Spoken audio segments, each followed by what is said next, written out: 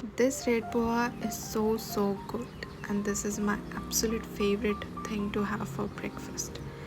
You must try it. So let's cook red poha with me. So हा माझा first cooking video आहे आणि मी विचार करत होते what should I cook today, आणि बीइंग अ मराठी मुलगी पोह्यापेक्षा बेटर काय असेल. सो रेड पोहा बनवण्यासाठी मी इथे कांदा, कढीपत्ता आणि खूप सारी कोथिंबीर घेतलेली आहे. रेड पोहा मी 1 वाटी घेतलेला आहे.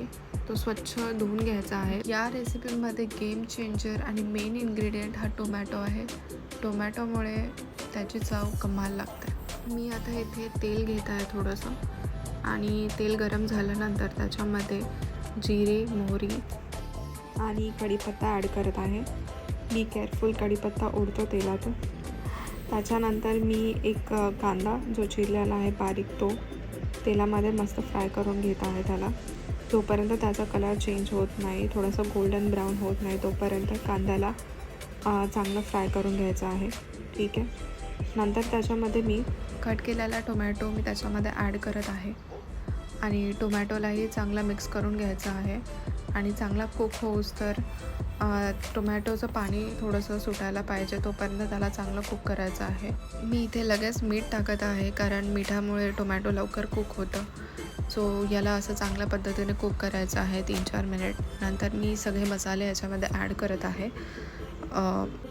हळद, लाल तिखट, धने पावडर असे सगळे मसाले मी याच्यामध्ये ॲड केलेले आहेत.